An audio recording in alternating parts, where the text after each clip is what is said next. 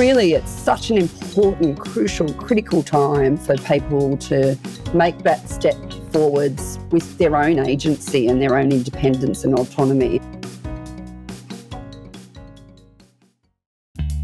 Purposely podcast, amplifying the stories of people who are making a positive difference to society and the environment. People inspired by purpose. Here's your host, Mark Longbottom. A really warm welcome to Purposely with Ren Fernando, co-founder of ReLove, based in Australia. They're a registered charity helping people rebuild their lives.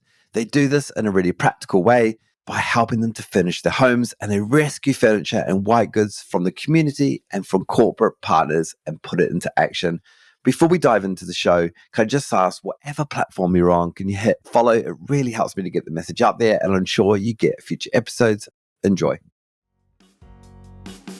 This episode of Purposely was brought to you by Benevity, the all-in-one software solution that benefits employees, customers, non-profits, and society. Let's get back to the show. Ren Fernando, welcome to Purposely Podcast. Thank you for having me. You're the co-founder of ReLove. What's its mission? What's its purpose? What does it do? ReLove we're somewhat of an accidental charity. We are very new into this space of working in the charity mission, but what we're really created is a pretty special, safe space where we are working with people who have been living in crisis and they're at the point of accessing safe housing, and we've created what we love to call the ReLove Free Store. So it is a 2,000 square metre warehouse. It's set up to feel like an authentic shopping experience, except everything is free. And we work directly with clients to help ease that transition into housing. We meet them in the store and we walk through and help them choose everything they need to set up their home and provide them with a, safe step into their new independent futures.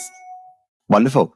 And I haven't been there in person, but I've done a virtual walkthrough, which is magnificent. And it's massive, your warehouse, isn't it? It's absolutely huge. Yeah, it is. We had no idea that this is what we would be doing, but we've taken the chance on this big warehouse. It's a risk for us. Of course, we've got to fundraise to be able to pay the rent, but it was really important to us to give it a go because we really saw that this was a huge need, and there's a real issue between, people who have suffered tremendous challenges and have been living in crisis, either, sleeping rough in their cars, coming out of incarceration or, coming out of a crisis refuge, wherever they may have been placed.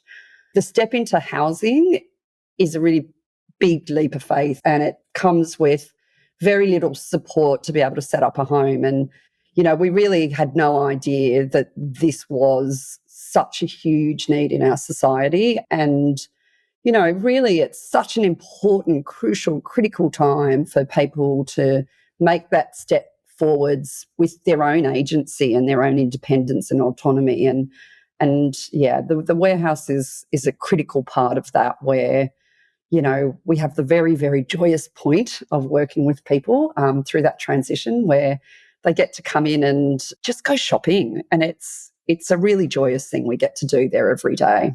And two problems you're solving. The one is, talked or articulated there around social issues of people in their moment of crisis, but also the environment. And you've seen a lot of stuff go to landfill, and that was sort of behind the inspiration. Tell us a bit about the, sort of the light bulb moment, or when you were inspired to start. The stepping into the accidental moment of working in this space.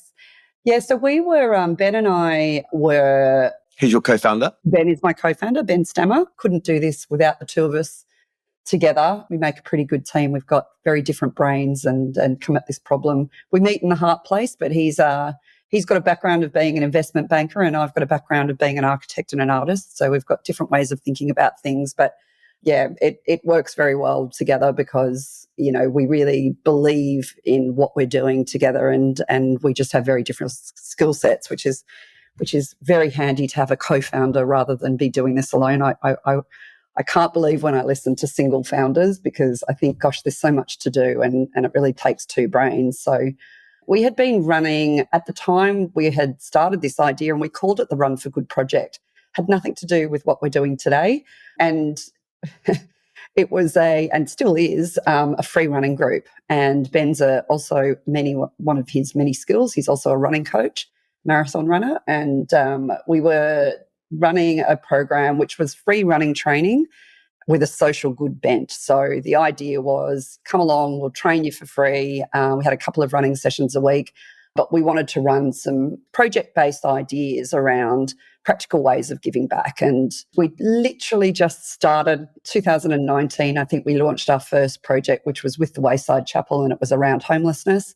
Got a group of people running around Potts Point and raising money for the Wayside Chapel at the time and just talking about homelessness. We ran through the streets of Potts Point at night time and ended up in the Wayside Chapel at about 35 runners at the time. And yeah, this is kind of what we were doing, these practical ways of giving back. That particular one was called On the Move, and we were raising awareness around how difficult it is for people to be able to access, a safe place to sleep. 28 kilometres a week people walk looking for food and shelter, and we raised funds towards buying Opal cards because it costs minimum $20 to access an Opal card. And I'm not sure, Mark, if you're aware what an Opal card is here, is No. access to public transport. And yeah, so we, obviously if you can't have $20, well, you can't top off your Opal card, you can't get on a train, you can't get on a bus. That means you're on your feet. And so then we also people donated running shoes, and I think we've donated over 600 pairs of running shoes to people who have been homeless. So Wonderful. That was kind of the very beginning of the Run for Good project. But we bumped into what we're doing now the next year, which was 2020. And that was COVID, first round of COVID here, where we literally weren't allowed to walk out of the house with more than one other person. And during that time, Ben and I had already been running another project around Mother's Day, and we had visited the Women and Girls Emergency Centre Refuge in Sydney. And WAJEC, a wonderful organisation that work with women experiencing homelessness and domestic violence, and they house over 200 women and children in Sydney every night, and we have a great relationship with WAJEC. And Ben and I had visited one of the refuges to deliver flowers to every woman in the refuge on Mother's Day.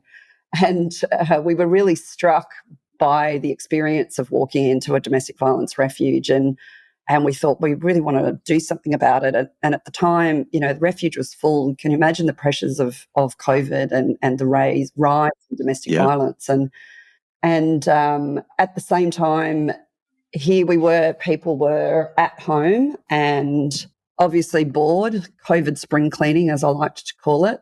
And, we see that there's a problem with people dumping on the sidewalk. I'm not sure how you experience it in New Zealand, but definitely we have a huge problem with people dumping stuff on the sidewalk. But at the time, during COVID, it was totally next level. I mean, it was high value loot, as I like to call it, going out onto the sidewalk. And I live in the eastern suburbs, and Ben lives in Cremorne, which is, both affluent suburbs. And here was really beautiful quality stuff being sent to landfill. And we thought, well, this is crazy. Let's put two and two together. Here we've got women who can, get into housing but have no way to set up a home. And here's, all these people throwing out good quality stuff. So we borrowed a little bit of warehouse space. My husband runs a construction business, so we were lucky that he had a bit of spare space in his warehouse. And we just said, look, we're going to be here for 2 to 4 weeks. Honey, I hope you don't mind if we borrow a warehouse space. And it's very tolerant of me, my husband. And we called on our friends and family, and we said, let's try and help 5 women get out of the refuge. And that was the beginning of ReLove. And I think 3 years later, we've rehomed over 1,000 families now. Wonderful. And I love that idea of purposeful running. So had you joined the running group as a runner, like you'd done it in the past, running was a passion of yours, and you wanted something more? Like what was going through your mind when you... Connecting up, there's a lot of that connecting up, running or riding or swimming with purpose. And Ben and I had been, we met as volunteers for a wonderful organisation called Cantu that raise funds for cancer research. And we'd sort of spent a year training half marathoners, and we'd taken a bunch of people over to New York and run the New York Marathon. And it was just post the New York Marathon, and we thought, well, let's just do this ourselves and make it less about raising money and more about practical ways of giving back. We'd had the bushfires that year in 2019, and, there'd been a lot of people throwing money at good causes and not necessarily a lot of money getting through to the people who needed it. So that was really our motivation. At the time, I would never have believed that we would have started our own organisation, which, we eventually have done that. We are now our own charity and DGR certified because, we've taken this mission on ourselves. But yeah, running and purpose, it makes sense to me. And turning it from an act of good and doing some awesome thing in the community to then starting an organization and getting into raising funds and hiring staff and all that sort of stuff. Tell us a bit about, because I think it's really challenging. They talk about sort of chicken and egg, like, you need to deliver the service before you get the funds, but tell us a bit about the early steps and how it led you down that path. It's not how you started off thinking it would go, but it is incredibly challenging in terms of, we've built this thing. We're very proud of what we've done. We were very, very lucky to have the support of Built for the first 2 years, really. Every time we were growing a little bit, suddenly we'd be getting a donation of 150 fridges and it didn't fit in the current warehouse, and we borrowed another bit of warehouse. We moved 4 warehouses before we took on the warehouse that we are now in. So we were really lucky to have that relationship with Built to be able to have the free warehouse space. It really meant that we could prove the model and iron out all of those challenges around the way we wanted to deliver this service, and without having the risk of or the onerous task of fundraising to pay for the warehouse itself. So we were really lucky to have that relationship to be able to prove the model. But September last year was when we stepped into this warehouse. It is the biggest part of our challenge, paying the rent, and obviously fundraising enough to be able to grow what we think is a very scalable model, not only in Sydney, but it's a model that we could replicate around the country if we could only find the right way of funding it. Yeah, so it definitely has its challenges. We have got to the point that we've got to now by really having corporate support from Built, but also Ben and I laugh that, we're often not going to be asked to a dinner party because we're always asking people for money. But that's really how we've got to where we've got to. It's a coalition of like-minded people who we like to laugh, are friends and family and maybe fools, who have really got on board to support us. So we're really funded at the moment by just people we know. And we really need to get past that next point where we can start to get some further support from other corporates and other people who want to get on board with our mission. So that's the next step, and that's what our current challenge is now. It's the getting the word out there, and everything we've done to date has really been by word of mouth, and the power of the timing of what we're doing is it's been excellent timing. It's right now, the conversation around circularity, the conversations around, ESG, environmental social governance for corporates, the timing's perfect because we're putting at scale 2 and 2 together, where we're taking furniture from corporate defits and from hotels. Hotels is just incredible. The volume of furniture that was otherwise destined for landfill that now can come into our doors, and we can directly put that together with people who really need a helping hand. It's a pretty powerful model, and the timing's really good in that, corporates really also are starting to, a while ago it was called CSR, corporate social responsibility. That term's being thrown out with the bathwater now.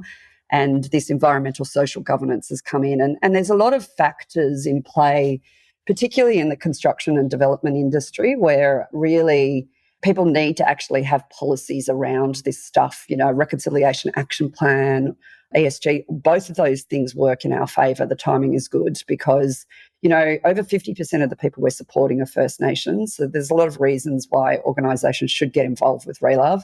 But also, we see ourselves very much as a circular economy in action. So circularity is being spoken of, thank God it's being spoken of. But a lot of the time when we're listening into the conversations around sustainability and circularity, we feel that it's really missing something at the heart of it, which is that we really need to not just be thinking about the planet and embodied carbon. We can talk about embodied carbon in a moment, but really thinking about people and how we actually lift up the most vulnerable people in our society. And we can do that under the roof of ReLove. We can connect up all those great working parts. And that also includes corporate volunteering, getting people in the door so that they can, volunteering for us is a really magical part of what we do. And it's the way we've grown because, I think last year we guesstimate we had around 1,500, 1,600 volunteers to make the moving parts of what we do. And we couldn't do it without volunteers because that's people power in motion. And it's for us the way we've been able to grow. We don't have a budget for marketing. We don't. Ben and I wear every cap in this place at the moment, and there's nothing more powerful than the word of mouth. And sometimes people are saying to us, "But we've never heard of you." And of course, people haven't heard of us much yet, but we know that that's changing because, the power of how we've grown is by getting people in the door, volunteering, coming in. Sometimes we've got corporates where we've been taking their furniture at the time that they're doing their defit. Then they've come in and co-volunteered with the construction company, with Built, have brought in the client side and the project management team, and they get to not only see where their furniture is being donated, but then they get to meet a client who's coming in who might, if they're lucky, choose their furniture, or they might even be going in to deliver that furniture into that person's home and helping them, set their beds up and, put the dining room table together, small meeting room tables. We always say that are absolutely perfect for social housing. And while it might look like a little meeting room table, once you put it with some beautiful chairs and you decorate the room with some paintings and vases and knickknacks, really brings it together as a home. So it's a real beautiful circular thing that we're able to achieve at ReLove. And I believe funding will come. We write grants at a crazy rate. We've just recently had someone join us who's also helping us with grant writing, which is amazing. I think Ben and I knocked off something like 25 or 30 grants in a few months at the beginning half of this year. Grants are tough. They don't really help us a lot, but at least they exist as well. Yeah, it's a really huge challenge to be able to, we feel like we can't believe people aren't throwing money at us at this rate. We're still sort of stunned that people don't understand what an incredible crisis we have on our doorstep. But people don't know. People don't know that we have women and children sleeping on floors. And you can't break the cycles of poverty and violence if you don't give them this absolutely critical step to be able to move into their own independence and autonomy. Because you talk, this is an intentional journey for you. How have you ended up serving people? How have you ended up sort of peddling kindness? What's happened in your past to think that's led you to be doing this, to scaling? And because you could be doing other things, right? You've got an architecture degree and you could be chasing money. Like what's happened in your past that's led you to want to serve people? I bet you that's a question you ask everyone because it's probably true, right? I think if you do get involved in this, there's something that led you there somehow. And I think for me, it's always a series of multiple things. And I think, my parents are first generation Australians, very, very proud to call themselves Australians. They came from Sri Lanka. My dad was one of the first 6 Sinhalese people to arrive in this country. 6 of them came together on one plane. And it was still the White Australia policy. So pretty brave move to a country when you are not white. And we're still, the White Australia policy didn't end until 1972. And my parents arrived here in 1966. So I think I learned a lot from my parents and, particularly my dad. Both my parents very kind people, but particularly my dad was very proud to be seen as an Australian, and he came out here to teach medicine. So, he did experience a lot of racism because he wasn't white. Even for me, growing up as a dark-skinned kid in a white school, you do experience racism. I think that makes you always understand as you grow up that you are always going to be the other regardless. I mean, I think things are changing, but I still think we have a lot of subconscious bias towards people of other nations, and that includes First Nations, which really are the people who are the original people of this country, which is crazy, right? But So there is that. And I also think, fortunately my mother is, had some real challenges with mental health through her life. And so I have lived experience of, the extreme challenges of mental health and what that looks like. So, yeah, I think it makes you a little bit hardwired to empathy in that regard. If my mother didn't have people advocating for her to challenge the systems that are in place against, the tremendous challenges of acute mental health, she may not have ended up where she ended up. It's really difficult. You've got to have people advocating for you to run through the systems and challenge the systems in place. And, the people that we support often don't have people advocating for them. So, they've ended in this situation for multiple reasons. But, we're really happy to advocate for people. And I think that, I think it's probably partly to do with that. And, I went to a really great high school as well. I went to a high school I was a public school educated kid, and I went to City Girls High. Growing up in City Girls High, it was a very multicultural place. We had people who lived in the Redfern flats who were still coming to school with us. It didn't discriminate being in a public school. It was a selective state school. So there was a real cross-section of people that I went to high school with, and I still have a great relationship with my high girlfriends. In fact, one of my girlfriends who I went to primary school with and high school with is actually a partner at Maddox Law Firm, and she's just drawn together a bunch of my girlfriends from school, like anyone in our school. It was open to anyone in my year, and they're all going to come and volunteer for us next month, which is pretty exciting. Wonderful. Yeah, so I think there's lots of things that lead you to that place. But, once you see it, Mark, you can't unsee it. You can't. Those life experiences, they've helped you empathise. And you talked about being a disruptor, disrupting the sector in some ways. And the way I see it from our conversations has been that, you really are focused on empathizing and giving people agency and really seeing people feel seen by you and understood by you and your service. Yeah. Do you think that's informed by the past? Like that's informed by the experience with your mum? Yeah. And growing up? Yeah, absolutely. I think, and both Ben and I are both hardwired in that regard. I think, that's very much the two of us meeting in the same heart place. It really helps when you've got the two of us really with this particular passion for advocacy for people who don't have a voice. And that's I think where we really are two people that feel quite strongly about, that helping people have a voice. And it's a pretty simple thing that we do in a lot of ways. Sort of a bit of a no-brainer what we're doing, but it's a really wonderful thing that we get to experience under the roof of ReLove, watching people feeling heard and seen. And on this journey, what have you learned about yourself? What have I learned about myself? I think I'm a crazy person. I think, they never really teach you in school the power of lateral thinking. It's not something that, you get good marks because you do maths and English and physics or whatever it is. I think what I've learned about myself is that I do have a very divergent creative thinking brain. Thank God that Ben has also the opposite brain. That's why we're very good together.